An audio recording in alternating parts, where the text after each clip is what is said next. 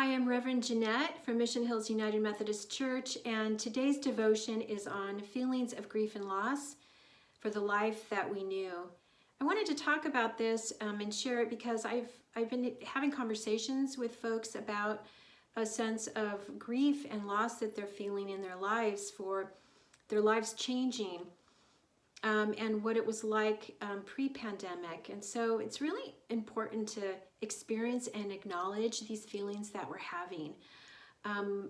Because so much has changed, our freedom, our spontaneity, just kind of grieving for the loss of the security of knowing what our immediate future may hold.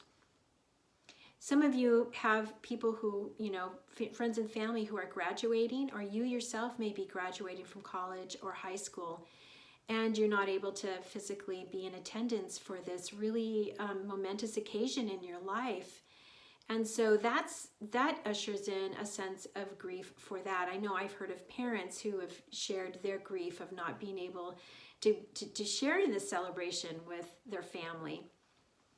So it's really important to then acknowledge this grief and just allow yourselves to feel this, to talk about your feelings with people you care about, and to also help them with any grief that they may be feeling as well.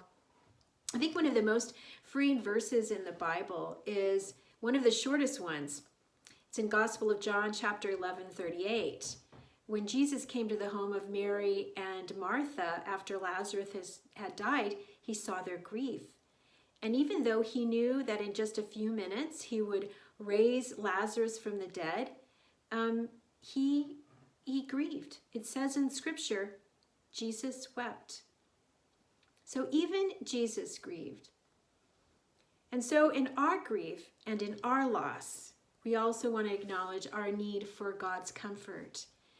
I recently read that even the grateful can mourn. And I think for me that just hearing that was really important, because I know that I'm deeply grateful for having a home to shelter in, for having plenty of food, and for having the health of our family currently is so much to be grateful for. But I also need to give myself permission to mourn the life that I knew before this, as well as yourselves, because this is a normal response to what is happening, and it's okay to also feel that grief and to feel the loss.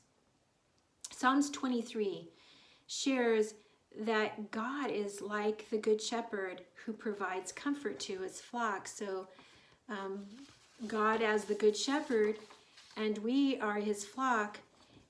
It's words that we can really draw on during this time for comfort, and I know that I turn to it as well.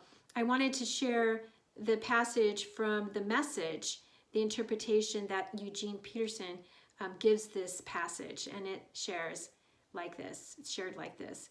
God, my shepherd, I don't need a thing. You make me lie down in lush meadows. You find me quiet pools to drink from. And true to your word, you let me catch my breath and send me in the right direction. Even when the way goes through Death Valley, I'm not afraid when you walk at my side. Your trusty shepherd's crook makes me feel secure. You serve me a 6-course dinner right in front of my enemies. You revive my drooping head. My cup brims with blessing. Your beauty and love chase after me every day of my life.